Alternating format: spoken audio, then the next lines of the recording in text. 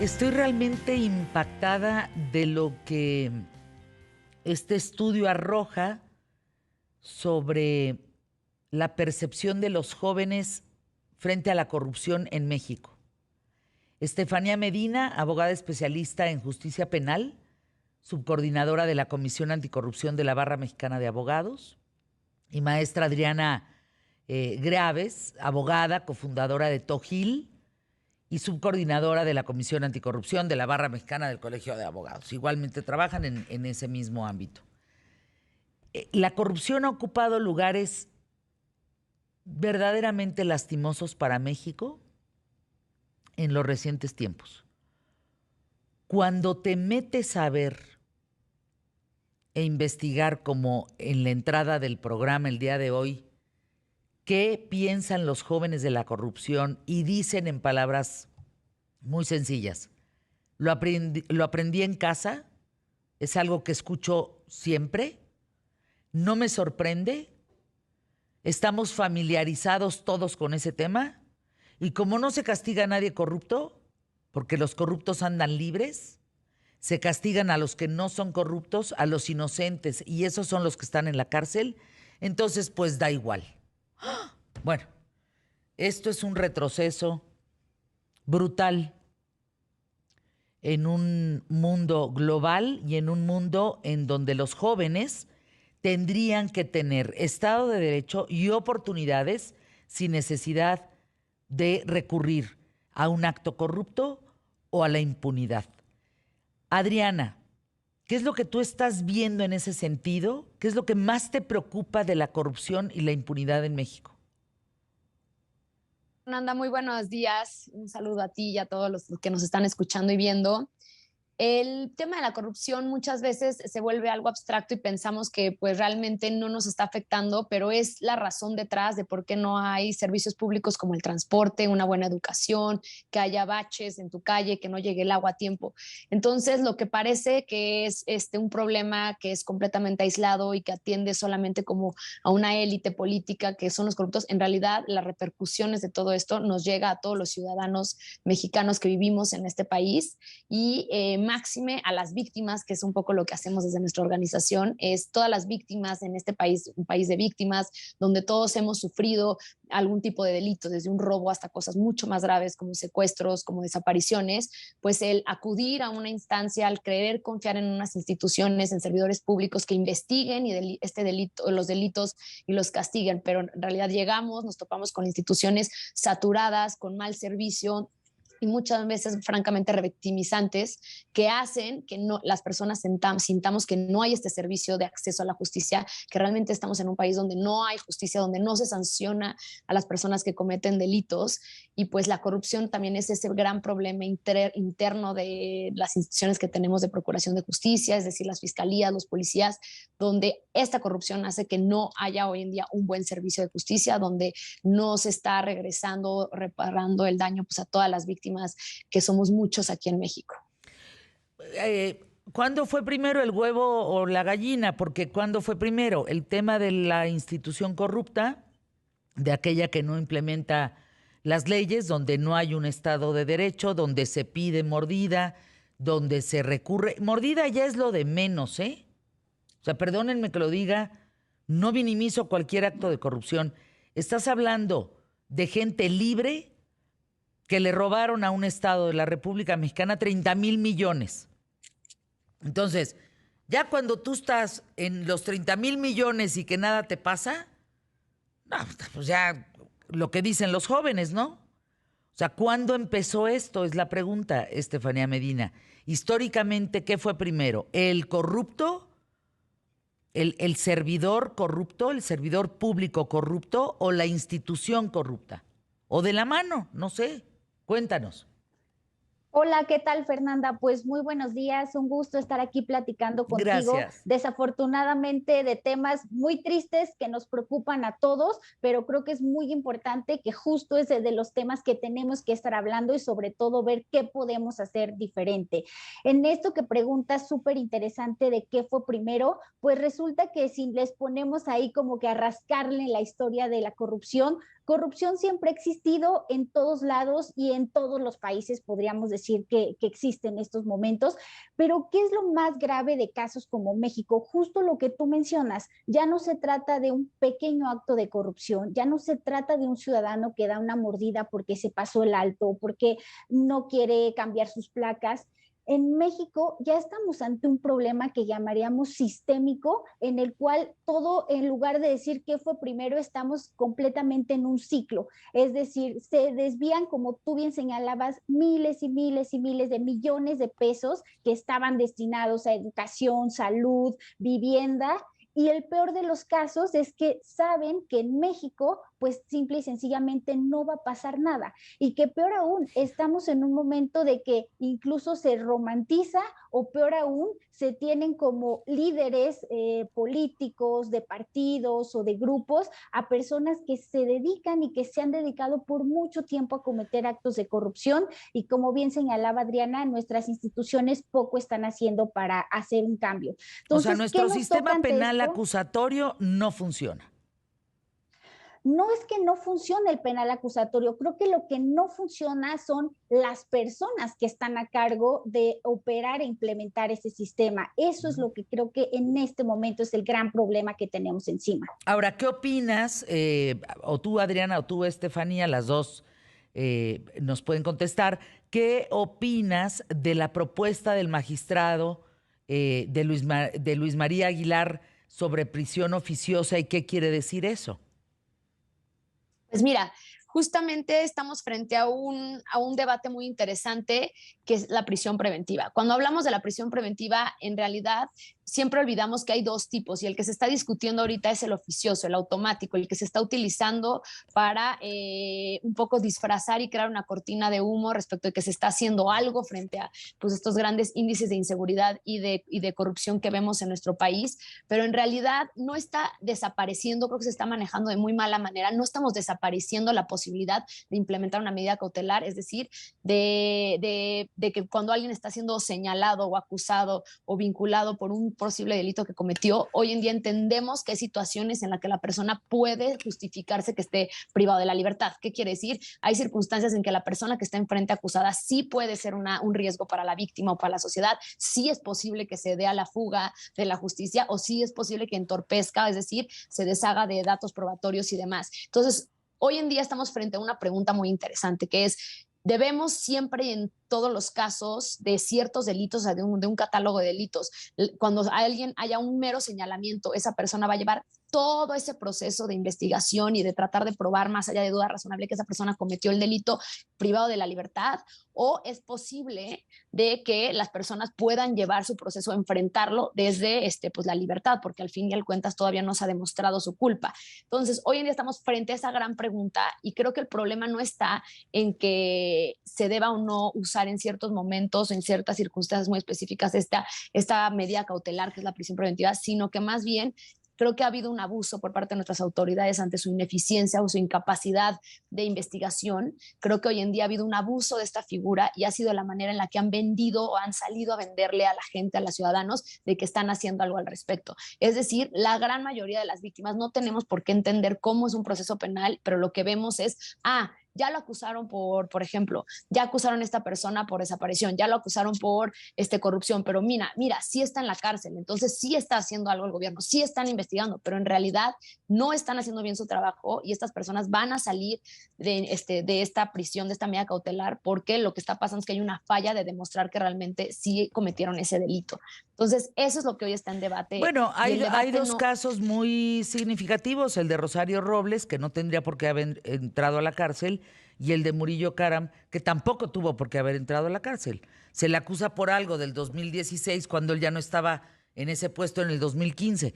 O sea, es increíble la creación de delitos que ya expiraron, que no son ciertos, y todo se convierte en un show mediático.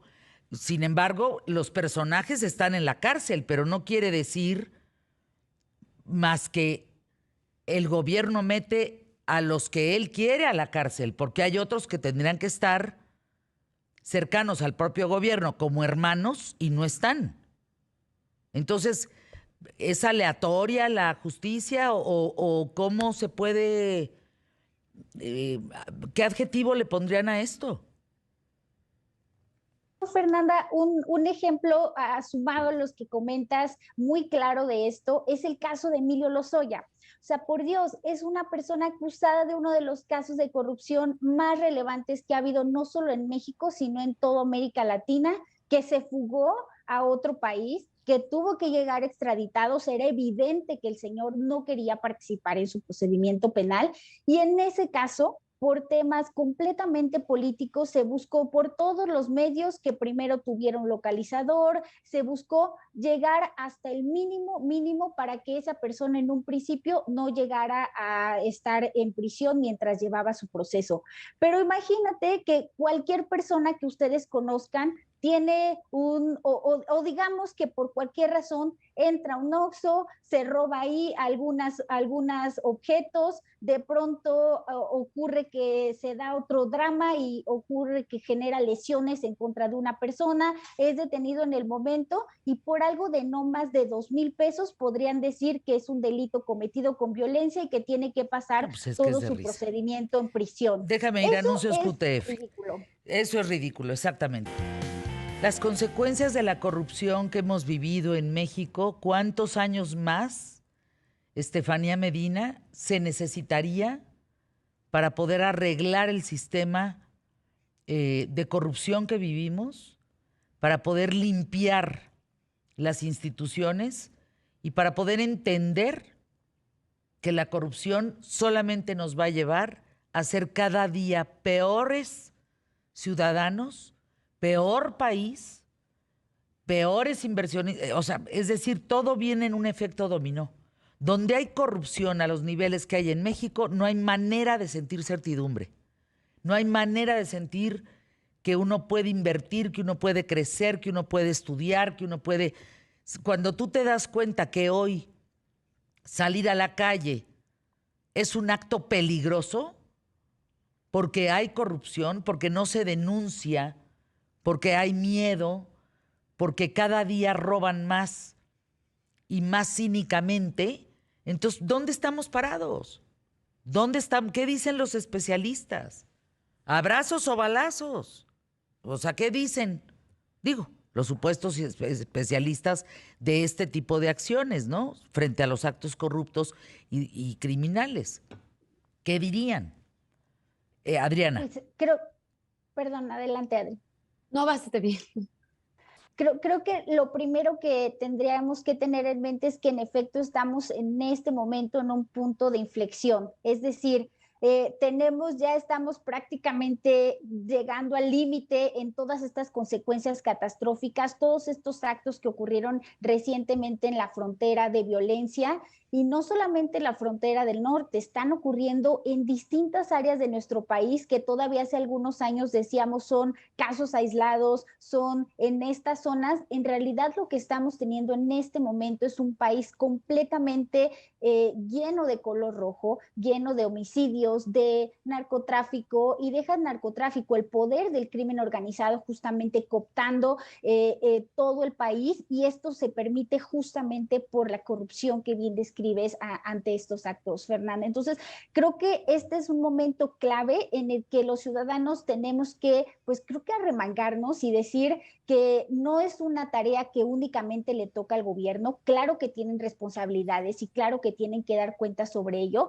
pero también tenemos que como ciudadanos ponernos la camiseta y exigir que las circunstancias cambien, exigir desde cada una de nuestras trincheras y denunciar, que tú bien lo señalabas hace un momento. Creo que es muy importante que en este momento como ciudadanía pues tomemos este asunto y nos lo tomemos muy en serio desde acciones cotidianas muy pequeñas hasta nuestras exigencias a altas esferas de responsabilidad de los servidores públicos a cargo de este tema. O sea, tú dices, Estefanía, que es un asunto que nos corresponde a nosotros ciudadanos señalar. Sí, yo creo que no solamente señalar, sino también participar activamente cuando tenemos la posibilidad de hacerlo. Y, por ejemplo, hay muchísimas iniciativas por parte de la sociedad civil que están abonando a esta causa o esta lucha. Nosotros, por ejemplo, sacamos a un perro, un avatar, un chatbot, que se llama Teo, está en la Ciudad de México, estamos por salir en Estado de México, estamos en Oaxaca y realmente estamos en todas las agencias o coordinaciones territoriales donde las personas van a presentar una denuncia, o sea, cuando les roban celular, cualquier tipo de delito, si voltean van a ver carteles con un perrito y ese perrito lo que hace es ser tu asesor jurídico virtual y ahí puedes denunciar justamente cualquier irregularidad de algún funcionario público, ministerio público, policía, perito, en el momento en que tú llegas y presentas tu denuncia. Este primer paso de usar estas herramientas que ya existen, de muchos esfuerzos de sociedad civil, por ejemplo, que nosotros hemos tenido, abre la posibilidad o hace que actúes o que tomes como acciones concretas frente a la corrupción. O sea, no solamente es señalarlo en una comida de domingo de estamos cansados de la inseguridad, estamos cansados que no haya salud, estamos cansados de los servicios públicos de este país sean ineficientes, sino sí nos corresponde a los ciudadanos pues salir y vociferar y ser activos o proactivos. Entendemos que todos tenemos un trabajo, una vida, una familia y no podemos dedicarnos, pero conozcan las iniciativas que hay de parte de sociedad civil como lo es Tojil, nuestra organización. Hay muchas otras organizaciones que tenemos muchísimos instrumentos, herramientas que estamos poniendo al alcance justamente de la ciudadanía para que nos ayuden a combatir. La idea es que todos los mexicanos nos reconozcamos como víctimas de esta corrupción y que pues sí, apoyen a la sociedad civil, que estamos haciendo mucho esfuerzo en llegar a todos lados. A ver, por ejemplo, yo contacto al perrito que me dice para dónde le tengo que jalar en caso de que me hayan robado, qué seguimiento le tengo que dar. ¿Y luego? Mira, por ejemplo, tú llegas y presentas tu denuncia, esperemos que no pase, es un caso hipotético, pero eso, me robaron mi bolsa, las llaves de mi coche, llegas y presentas esta denuncia ante el Ministerio Público y te reciben con un clásico: uy, no, ¿cómo cree? No trae su factura de todo lo que traía, no, imposible. Oye, pero es que me urge, tengo que llegar y mire, podemos agilizar ese proceso con una módica cantidad de 2,000 pesos para iniciar su denuncia y desde luego así se va yendo todos los procedimientos. ¿Qué pueden hacer como ciudadanos en esos casos? Uno, traten de generar evidencias, traten desde luego con el mayor cuidado posible y sin ponerse en riesgo de grabar en audio, en video, todo esto que ocurre en las agencias del Ministerio Público, de entren al perrito y ahí lo que pueden irnos es contando todo lo que pasó, enviar evidencias de lo que tenemos y desde Tojil lo que vamos a hacer es que eso llegue directamente a un área especial de la Fiscalía en donde el tema no se va a ir hacia el mismo Ministerio Público que los atendió, sino con una persona completamente diferente, que se abra una investigación contra el servidor público que les está pidiendo dinero, les está pidiendo que pero se a ver, vayan. espérame, permíteme un segundo. O sea, sí me es muy importante de lo que se habla aquí en ¿Qué tal, Fernanda? Cuando tú me dices, a través del perrito va a llegar a otra persona, ¿quién elige esa otra persona? ¿Quién es esa otra persona? Porque esa otra persona sí está dando una continuidad sin corrupción diferente a la que te dan en la delegación. O sea, ¿de dónde salió esa persona en fiscalía especializada? A ver, te platico rápidamente cómo nace Teo. Teo es un chatbot que puedes contactar a través de WhatsApp, Telegram, Facebook. Y este avatar tiene una parte automatizada, es decir, tenemos un área de orientación al ciudadano. Es decir, no, los ciudadanos que nos acercamos y que queremos justicia no tenemos por qué saber qué es lo correcto, cuáles son los tiempos, si cuesta o no la justicia, si las copias cuestan o no. Entonces tenemos una parte automatizada en la que tú le puedes preguntar al perrito que se llama Teo: hola, oye, dime una cosa, me aseguraron mi coche porque estuve involucrada en un incidente vehicular y no me lo han regresado. ¿Cuánto tiempo se tarda? Y esas preguntas te las puedo ir contestando. ¿Qué sucede? Cuando ya identificas una irregularidad, que puede ser desde que me pidieron un soborno hasta llevo 24 horas esperando a que me tomen mi denuncia, hasta no me quieren regresar mi vehículo. De acuerdo, todo eso está claro. Ok. Ahí hablas en el chatbot y le dices: hola Teo, tengo una irregularidad. Ah, bueno, entonces en el chatbot puedes meter toda la información, narrar los hechos, como dice Estefanía, subir audios, video. Esa parte, toda esa información nos llega a nosotros, Tojil, como organización de la sociedad civil. Tenemos ojos, un tablero donde estamos viendo en tiempo real todas las narraciones de irregularidades y hechos de corrupción que llegan. ¿Qué sucede? Tenemos convenios hoy en día financiados por la Embajada de Estados Unidos con la Fiscalía de la Ciudad de México. Estamos por entrar en la Fiscalía del Estado de México y con Oaxaca, y lo que hacemos es desde Tojil revisamos el caso. Muchas veces les va a marcar un abogado de Tojil para decir: oye, me narraste estos hechos, ¿son ciertos o no? Una vez que tenemos como confirmado que hay un hecho de corrupción o una irregularidad grave, nosotros se los mandamos a un área especial que se creó para justamente atender los casos que entraban por Esa área especial de estas fiscalías. Perfecto. Perdóname lo incisiva, el tiempo vale oro aquí en ¿Qué tal, Fernanda? Sí. Esa persona especial, ¿quién la pone? La pone la fiscalía, pero está siendo vigilada en tiempo real por gente de Tojil. ¿Cómo es? Llega, se canaliza a través de una base de datos, de un tablero, como quien dice que está viendo el supervisor, así le decimos, supervisores de la Fiscalía son ministerios públicos que van a tomar esa denuncia, ese caso de irregularidad. Sin embargo, las personas y los abogados de Tojil lo están viendo en tiempo real, toda la interacción, escuchando toda esa interacción y viendo justamente que la Fiscalía atienda, le dé esa atención a su cliente, al usuario de justicia, para mejorar su experiencia y para corregir justamente la irregularidad y lograr que los hechos de corrupción sí lleguen al área especializada de asuntos internos y se investigue al funcionario público que está cometiendo estos delitos. Eso es en pocas palabras lo que sucede. Bueno, pues ahora sí me dejaron peor de echabolas, porque entonces ahora lo que estoy entendiendo, y espero que me lo aclaren, es que hablando de corrupción e impunidad, si tú tienes la fortuna de contar con un asesor nombrado por la Fiscalía para el perrito que te atiende como bot, pues te podré ir mejor, pero si no, no.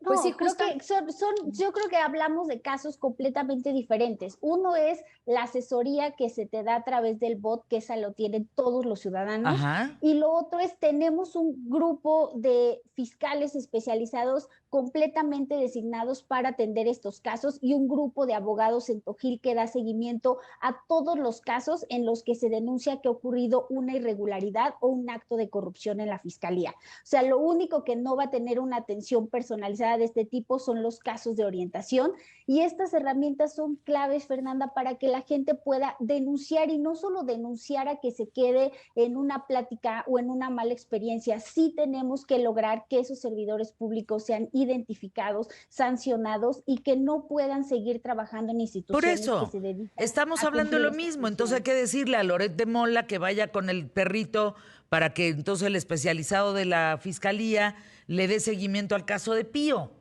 O no estoy entendiendo. ¿Sí me explico? No, yo creo que estamos hablando de dos casos diferentes. Bueno, o sea, videos hay, evidencia hay. Entonces... Ojo, tienes toda la razón. El perrito Teo es destinado para atender casos de corrupción cometidos por funcionarios de la Fiscalía. Entiendo bien lo que señalas y creemos, por eso está enfocado este proyecto de esta manera. A ver, ¿qué pasa cuando los encargados de investigar y a ver, las vuelvo a invitar, perdóname, las vuelvo a invitar porque tengo que entregar anuncios QTF. Regresamos.